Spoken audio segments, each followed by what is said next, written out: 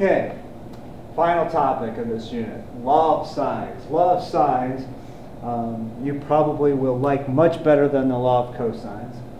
Use angle A, B, C, side A will be across from A, B will be across from B, and C will be across from C. And law of sines is just a big proportion. What the proportion says is if you take the sine of the angle, that goes over the side opposite. So the sine of this over side A, sine of B over side B, sine of angle C over side C. So these are the angles, these are your sides. Okay? So what you'll do is you'll just use one set, you just use a proportion. You use any two at a time. So you use A and B, or you can use B and C, or you can use A and C. You can use any of the three. Okay? When can you use this proportion? Anytime you have two angles and any side. So if you had two angles and one of these two sides, because then you would just be missing a side. If you had those three pieces of information, you could solve for the fourth. Okay?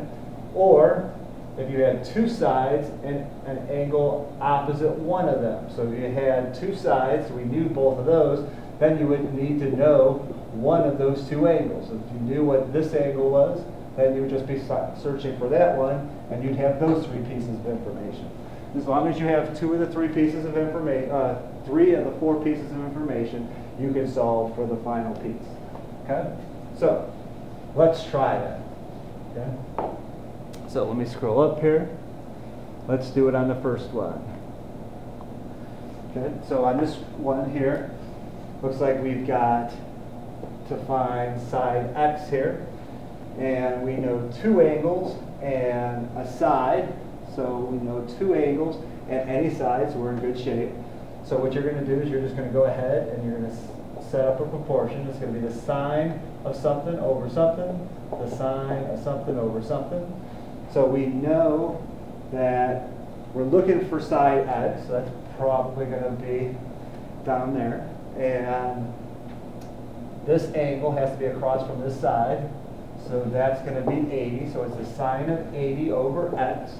And now we're going to need to know both these values. Well, if we put the 35 here, well, we don't know what this side is, nor can we find it. So that's going to be a bad angle there. Can't do that. Well, we know side 10, we can put that down there, but that means we're going to need to know this angle. Do we know that angle? We don't, but we can actually find it because we know the other two. So 180 minus 35 minus 80, work that out. That works out to be 65. So this is 65 degrees right there. I believe. Yes, it is. It's 65. So this is the sine of 65. Okay? So now we've got ourselves a proportion. We can solve this. And I would use the quick way of solving a proportion. Do the quick cross multiply. So x equals, you multiply the two numbers that are diagonal from each other and divide by the number across from the variable. So this is 10 times the sine of 80 divided by the sine of 65. Okay? Now the only thing you have to watch is make sure you close the parentheses on your 80 here. But this can get plugged in straight into your calculator. Okay. So we clear it out, and I'll stay focused up over here. Please focus over there. This is 10 times the sine of 80. Close your parentheses.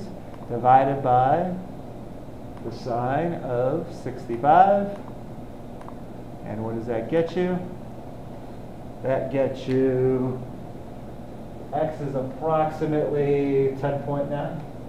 10.9. Good?